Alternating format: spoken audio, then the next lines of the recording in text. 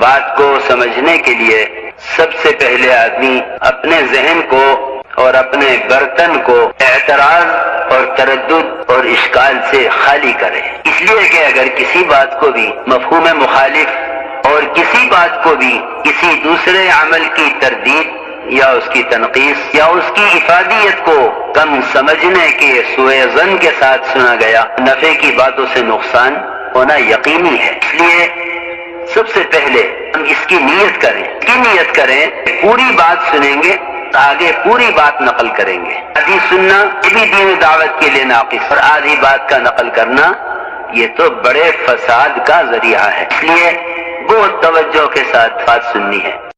اور اگر آپ نے ابھی تک ہمارا چینل سبسکرائب نہیں کیا تو فوراً سبسکرائب کیجئے، ساتھ ہی بیل آئیکن پر کلک کریں تاکہ مزید آنے والی ویڈیو ہے وہ آپ کو وقت پر ملتی رہیں۔ بسم اللہ الرحمن الرحیم۔ لسٹ نمبر 802، دعوتی کام، انسانیت کا غم، دنیا کی کارگزاری۔ الحمدللہ وحدہ والصلاة والسلام علی من لا نبی بعدہ، اما بعد۔ دعوتی کام اور اسوہ حسنہ۔ اسلام کی مقبولیت کی وجہ قرآن کریم کا اعجاز اور نبی کریم صلی اللہ علیہ وسلم کی سیرت اور کردار کی اپنی قوت تھی۔ اسلام قرآن کی صداقت پر اور رسول اللہ صلی اللہ علیہ وسلم کی کردار کی سچائی پر پھیلا ہے۔ نبی کریم صلی اللہ علیہ وسلم کی اسلام کے لیے جو دعوت تھی اس کے بارے میں رسول کریم صلی اللہ علیہ وسلم کا اصول کیا تھا اور آپ صلی اللہ علیہ وسلم نے اس بارے میں کیا ہدایات دی، اسے غور سے پڑھیں۔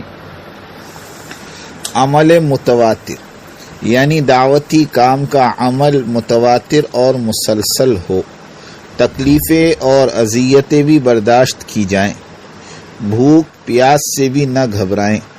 جس طرح نوح علیہ السلام نے مسلسل اور متواتر دعوت دی اور اذیتیں برداشت کی، اس اسلوب دعوت کو قرآن مجید نے ان الفاظ میں بیان فرمایا۔ قال رب انی دعوت قومی لیلا ونہارا فلم یزدہم دعائی الا فرارا۔ ترجمہ: نوح علیہ السلام نے دعا کی کہ اے میرے پروردگار، میں نے اپنی قوم کو رات کو بھی اور دن کو بھی حق کی طرف بلایا، سو میرے بلانے پر وہ لوگ دین سے اور زیادہ بھاگتے رہے۔ نبی کریم صلی اللہ علیہ وسلم کی دعوت کی کیفیت بھی یہی تھی کہ جس پر اللہ تعالی نے فرمایا لعلک باخع نفسک الا یکونوا مؤمنین۔ ترجمہ: شاید آپ ان کے ایمان نہ لانے پر رنج کرتے کرتے کہیں آپ اپنی جان نہ دے دیں۔ فائدہ: یعنی آپ اپنے آپ کو ہلاکت میں مت ڈالیے۔ اگر یہ لوگ مومن نہیں ہوتے تو یہ ان کے مقدر کی بات ہے، یعنی آپ لوگوں کو زبردستی مسلمان نہیں کر سکتے۔ آپ کا کام تو یہ ہے کہ اپنی طرف سے حق بات بیان کر دیں۔ اب جس کا جی چاہے قبول کرے اور جس کا جی چاہے قبول نہ کرے۔ وَقُلِ الْحَقُّ مِنْ رَبِّكُمْ فَمَنْ شَاءَ فَلْيُؤْمِنْ وَمَنْ شَاءَ فَلْيَكْفُرْ۔ ترجمہ: اور آپ کہہ دیجئے سچی بات جو آپ کی رب کی طرف سے ہے، پھر جو چاہے مان لے اور جو چاہے انکار کر دے۔ انسانیت کا غم، داعی کے دل میں انسانیت کا غم اور انسانوں کے ایمان لانے کے لیے بے چین اور بے قرار ہونا اور تڑپنا ہی اصل اسلوب دعوت ہے۔ اللہ رب العزت نے قرآن کریم میں حضور صلی اللہ علیہ وسلم کو لوگوں کے ایمان کے بارے میں حریص قرار دیا۔ رسول اللہ صلی اللہ علیہ وسلم کے دل میں یہ خواہش حرص کا درجہ رکھتی تھی اور وہ چاہتے تھے کہ ساری انسانیت کفر کے اندھیروں سے نکل کر اسلام کی روشنی میں آ جائے اور ہدایت پا جائے۔ فرمایا گیا حریص علیکم، کہ تمہاری ہدایت کے بارے میں محمد حریص ہیں۔ فائدہ: حرص خواہش کا آخری درجہ ہوتی ہے جسے دنیاوی معاملات میں اچھا نہیں سمجھا جاتا۔ دنیا کے معاملات میں حرص ہونا قابل تعریف چیز نہیں، لیکن رسول اللہ صلی اللہ علیہ وسلم دین کے معاملے میں، دعوت کے معاملے میں اور لوگوں کے ایمان قبول کرنے کے معاملے میں حریص تھے۔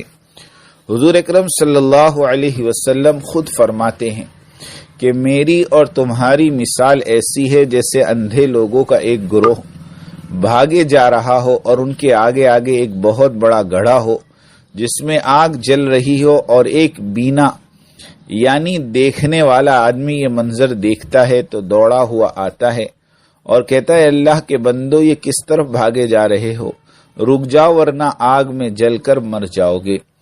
وہ بینا آدمی اس کوشش میں ہے کہ ان میں سے کوئی آدمی بھی آگ کے گھڑے میں نہ گر پائے۔ فرمایا تم سب دوزخ کی آگ کی طرف بھاگے جا رہے ہو اور مجھے یہ منظر نظر آ رہا ہے، اور تم جہنم کی یہ آگ دیکھ نہیں پا رہے ہو، لیکن میں دیکھ رہا ہوں تم اس آگ کی طرف بھاگے جا رہے ہو، اور میں تمہیں آوازیں دیتا جا رہا ہوں کہ خدا کے لیے اس طرف مت بھاگو۔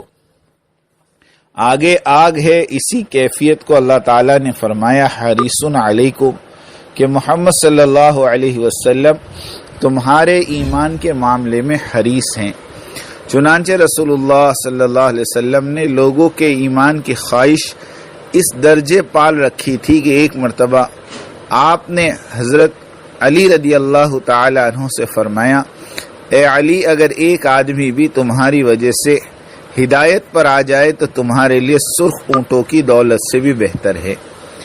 رسول اللہ صلی اللہ علیہ وسلم کے دعوتی اسلوب سے یہی ثابت ہوتا ہے کہ دعوت دینے والے داعی کے دل میں ایک تڑپ ہو اور ایک ولولہ ہو کہ مجھے کسی طرح سے اس نسل انسانی کو آگ سے بچانا ہے اور جنت میں لے جانا ہے۔ جب تک اس طرح کے جذبات دعوتی کام کرنے والے کے دل و دماغ میں چھا نہ جائے اس وقت تک انسانوں کی تقدیر بدلنے والی نہیں۔ داعی یہ تو تمام انسانوں کو اپنا بھائی سمجھے گا اور ہر ممکن کوشش کرے گا کہ وہ جہنم کی طرف جانے والے راستے سے ہٹ جائیں۔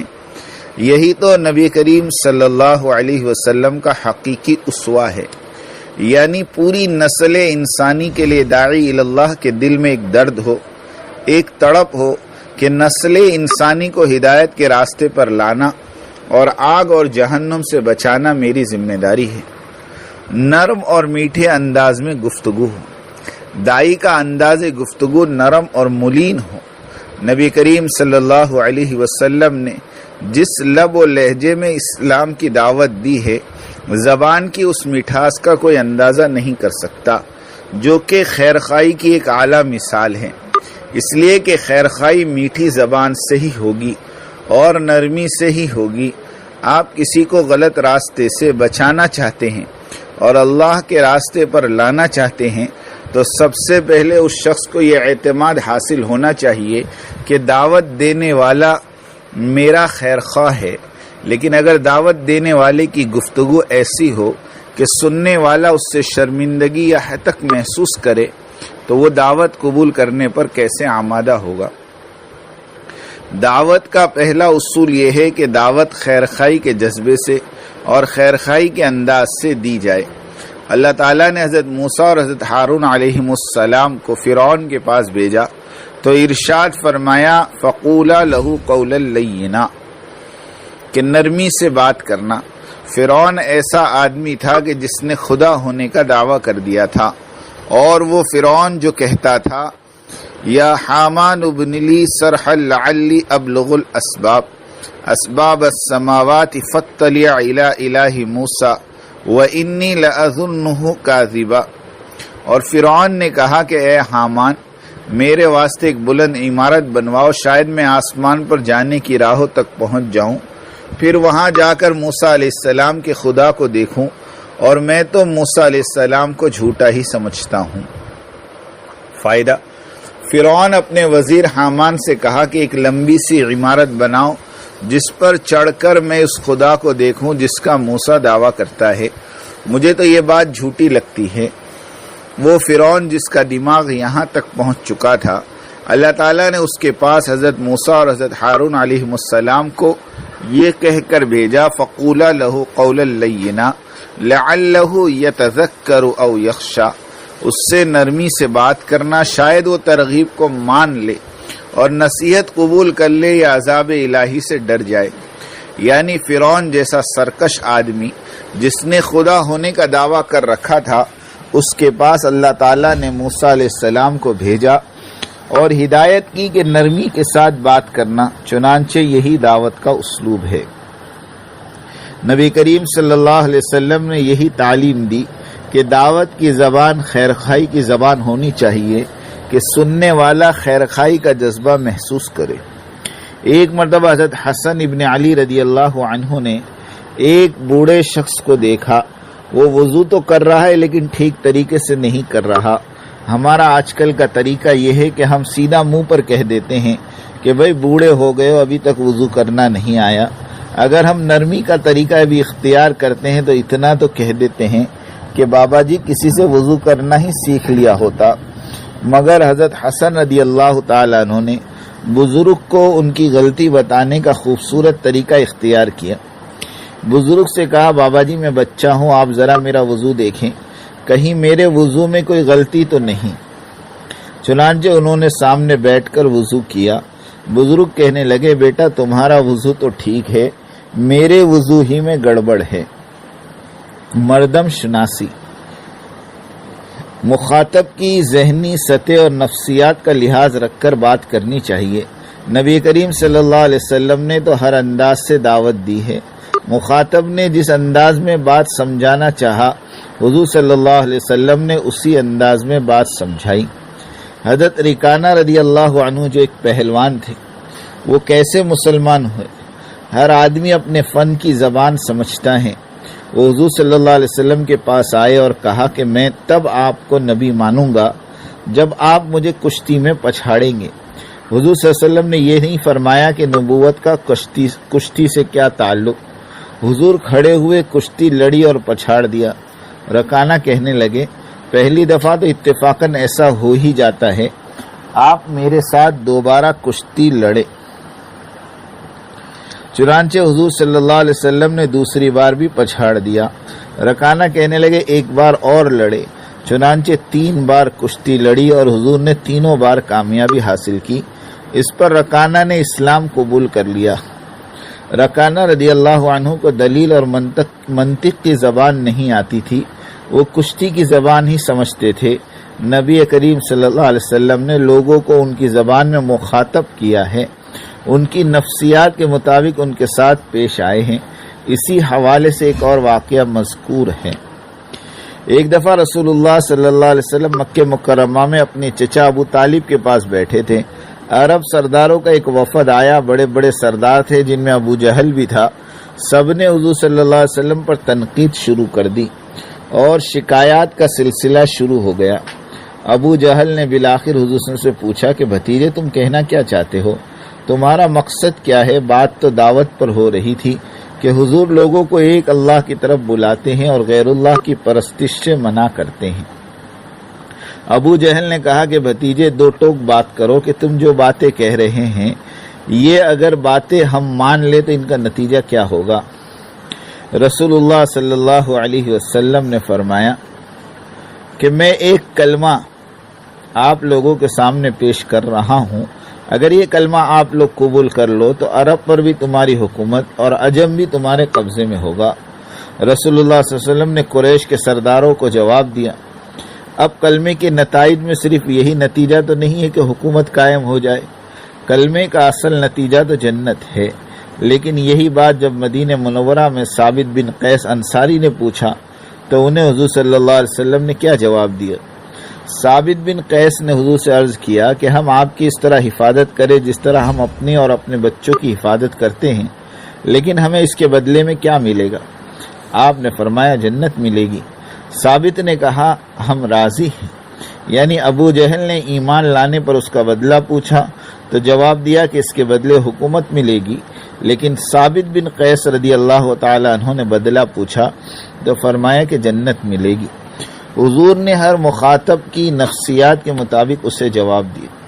ثابت بن قیس رضی اللہ عنہ کو ان کی نفسیات کے مطابق جواب دیا اور ابو جہل کو اس کی نفسیات کے مطابق جواب دیا۔